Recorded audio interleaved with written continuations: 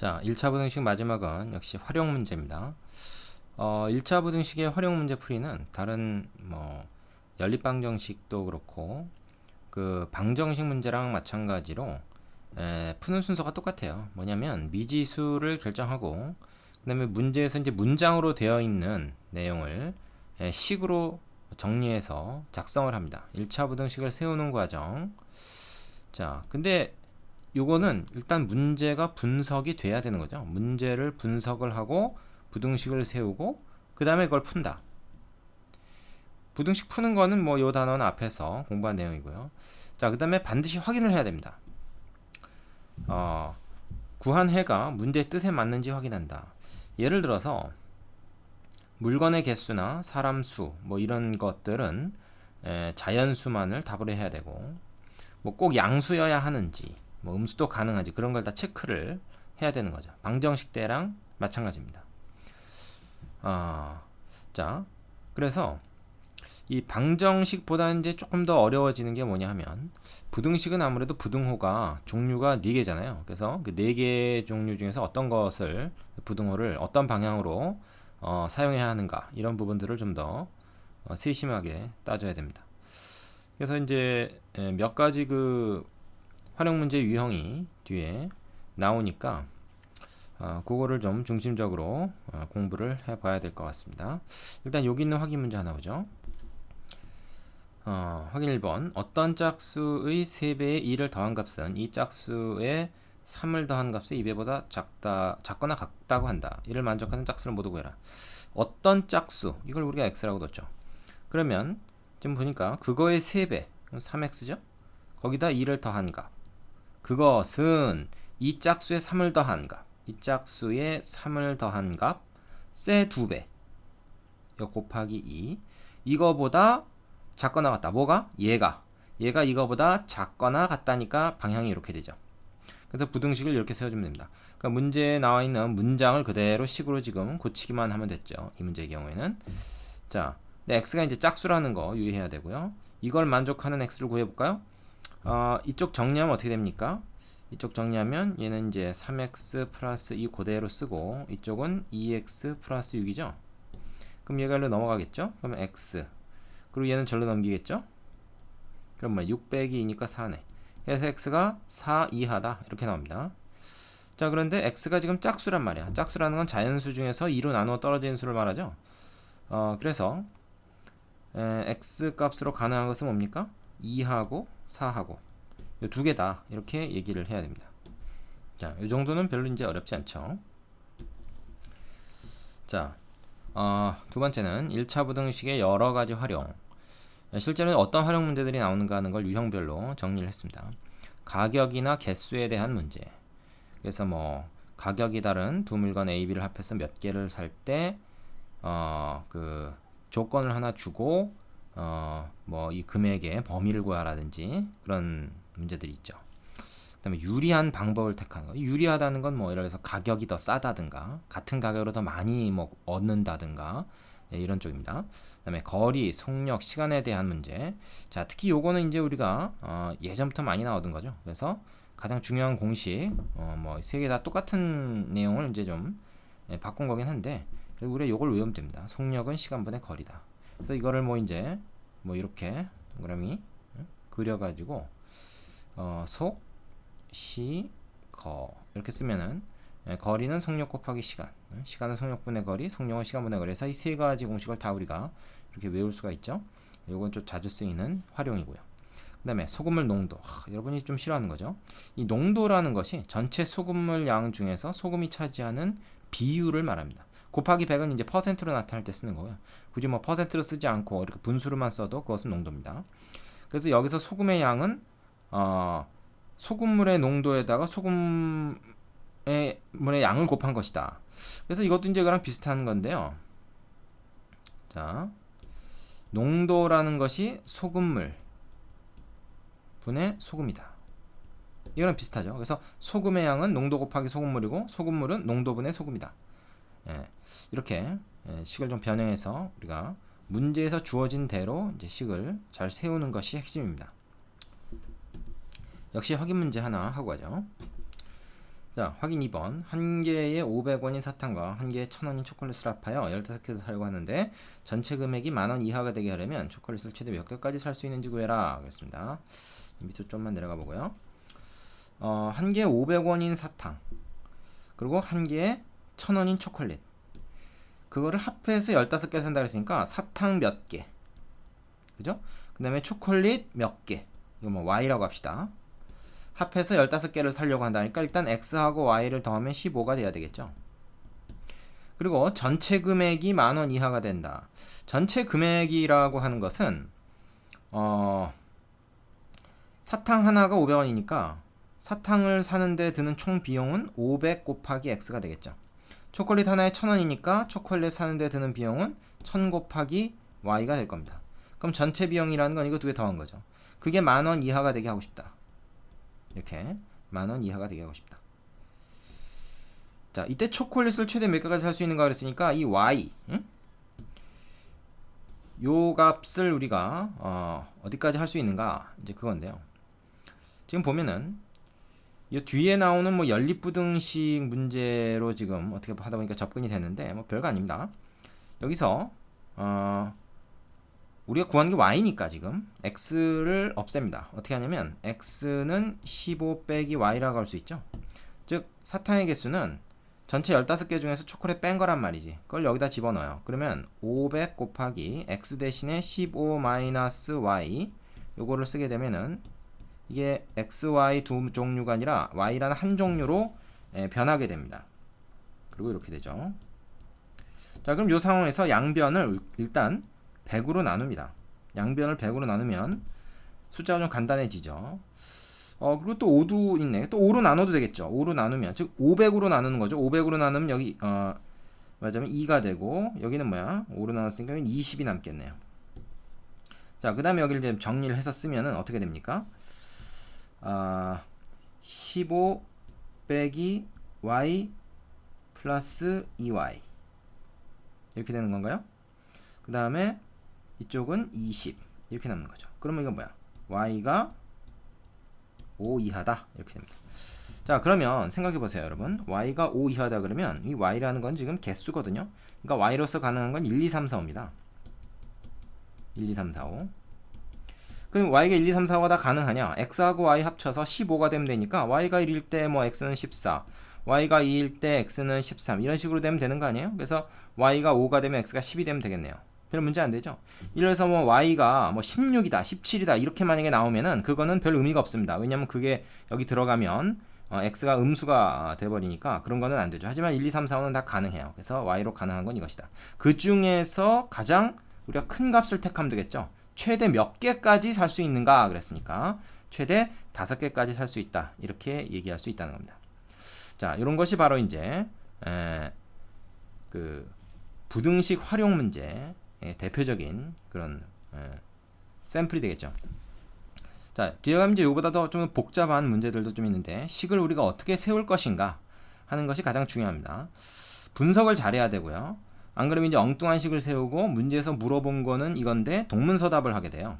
그러지 않도록 주의해야 되죠. 항상 여러분이 그 활용 문제 할 때 좀 부담을 가지고 있는데 그럴 필요 없습니다. 우리가 뭐 우리말을 아니까 우리말로 써 있는 거를 수식으로 바꾼다 이렇게만 생각해도 돼요. 자, 유형 문제 하나씩 해보겠습니다. 자, 유형 문제 1번과 2번은 앞에 나왔던 예제들을 가지고 여러분이 충분히 할 수 있을 것 같으니까 3번부터 얘기를 해볼게요. 1, 2번 아직 안 푼 학생은 풀고 나서 여기로 다시 돌아오시기 바랍니다. 자, 가로의 길이가 10cm인 직사각형이 있는데 이 직사각형 둘레의 길이가 50cm 이하가 되게 하려면 직사각형 세로의 길이는 몇 cm 이하여야 하는가? 자, 이걸 가지고 식을 바로 세우려고 하면 안 되고요. 문제 분석을 해야 되는데 문제 분석에서 가장 좋은 그 도구가 뭐냐? 분석할 때 가장 좋은 도구. 이게 그림입니다. 그림. 그림을 그리세요. 그림.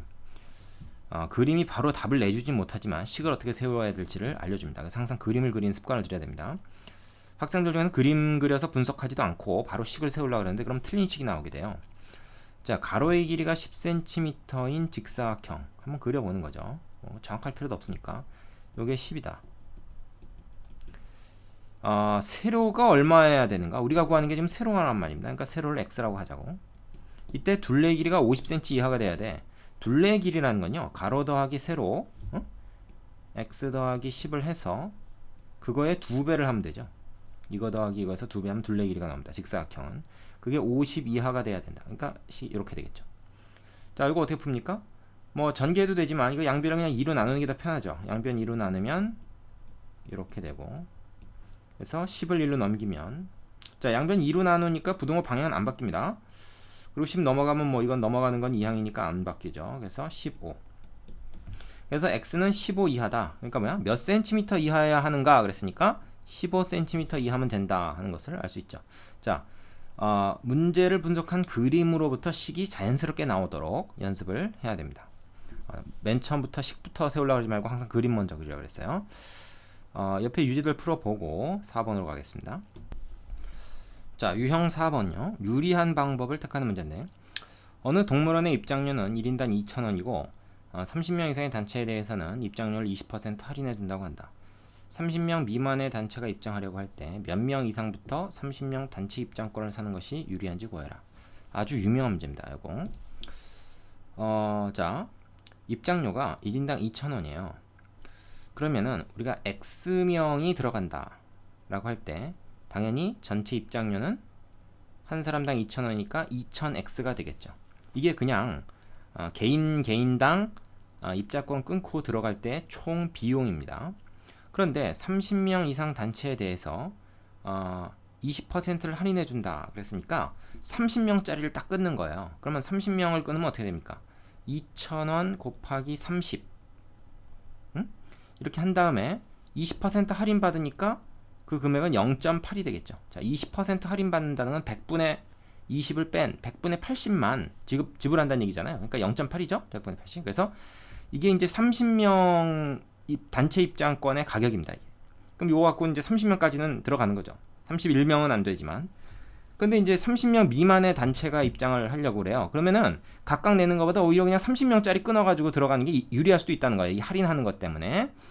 자, 그럼 몇 명부터 유리한가? X명까지는 그러니까 몇 명까지는 말이죠.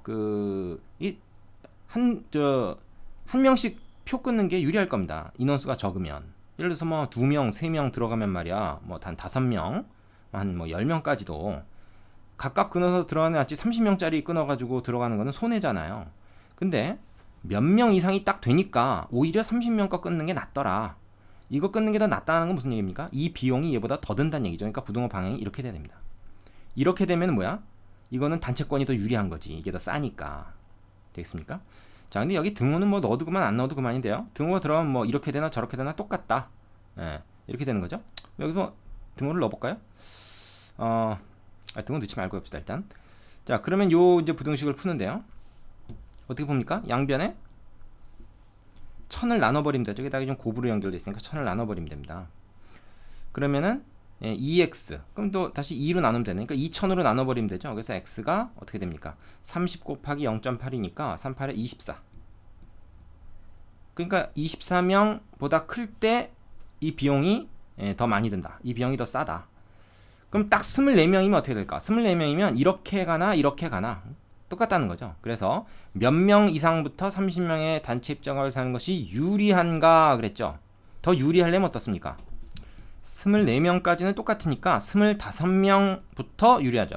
25명부터. 그러니까 25명 이상 일 때 차라리 30명어치를 끊어서 단체권을 끊어서 25명, 26명, 27명 이렇게 들어가는 게 낫다는 거죠. 그 24명보다 더 이제 25명보다 작으면 그냥 각자 표 끊어서 들어가는 게 더 싸게 먹히고.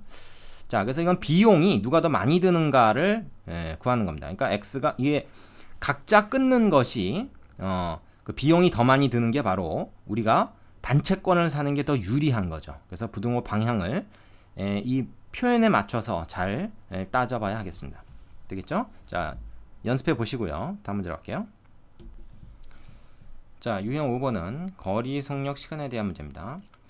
민규는 집에서 10km 떨어진 할머니 댁까지 자전거를 타고 가는데 처음에는 시속 6km로 달리다가 도중에 자전거 고장이 나서 시속 3km로 걸어서 2시간 30분 이내에 할머니 댁에 도착하였다. 2시간 30분이 안 걸렸다는 얘기죠. 자전거가 고장난 지점은 집에서 최소 몇 킬로미터 이상 떨어진 지점인지 구하라.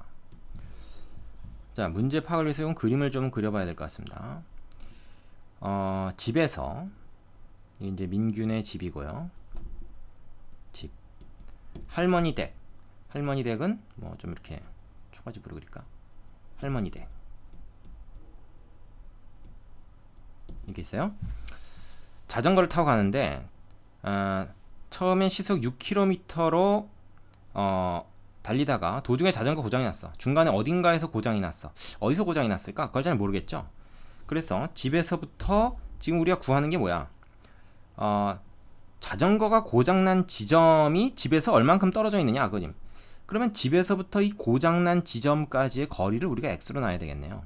근데 집에서 10km 떨어졌다 그랬으니까 이 고장난 지점, 여기가 이제 고장 지점입니다. 고장 지점. 고장난 지점에서 할머니 댁까지 남아있는 거리는 10-x라고 해야 되겠죠. 이 전체가 10이니까, 그지? 예. 이걸 뭐 굳이 이걸 또 10이라고 하고 이걸 또 y라고 하고 그럴 필요 없이 이걸 그냥 10-x 한 문자로 표현을 합시다. 자, 그러면 얘가 지금 여기서 여기까지 걸린 시간이 얼마냐 하는 건데, 시간은 속력분의 거리잖아요. 근데 속력이 6이야. 그럼 6분의 x가 바로 민규가 집에서 고장 지점까지 가는데 걸린 시간입니다.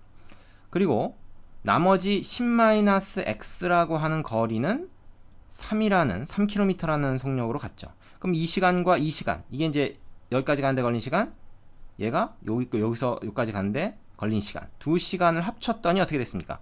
2시간 30분. 2시간 30분이면 이건 2와 2분의 1시간이죠. 2.5시간. 이거 이내다. 그랬으면 이내라는 건 이하라는 얘기입니다. 그래서 이렇게 식을 세우면 되죠. 두 개 합친 시간이 이 시간보다 작거나 같다.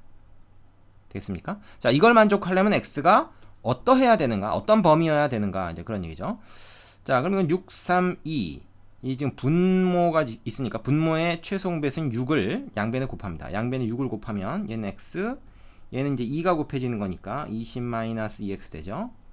얘는 이제 6을 곱하면 요건 12, 요거는 3 이렇게 됩니다. 그래서 분수가 들어있을 때는 다 이렇게 정수로 바꾼 다음에 x는 저거 좀 마이너스 x가 됐고요.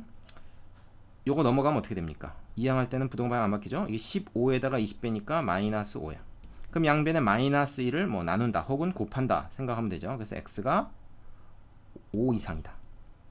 그러니까 이 집에서 고장 지점까지 5km 이상 떨어져 있으면 요 식을 만족하게 된다. 그렇죠? 그러니까 자전거 타고 많이 갔을수록 시간이 다 단축될 거 아니에요. 걸어가는 것보다. 그 얘기죠. 그래서 최소 몇 킬로미터 떨어진 지점인가 하니까 답은 그냥 5라고 최소값만 적어줘야 됩니다. 이 범위 적을 필요 없습니다. 자, 여기까지 됐죠?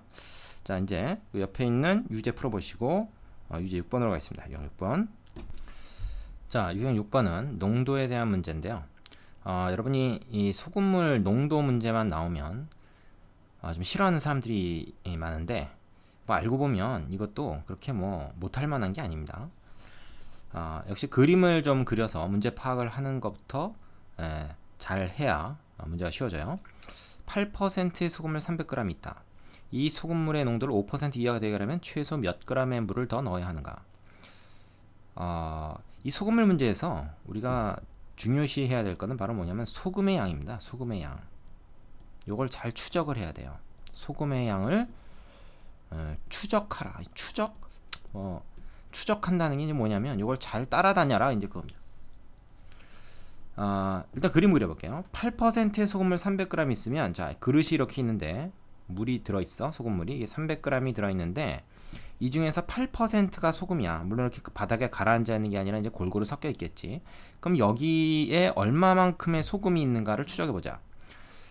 우리가 소금물이 전체가 100g인데 거기에 8%면 어떻게 됩니까? 8g이 있는 거죠. 300g 있으니까 그 3배가 있겠지. 그래서 여기는 24g이 있다.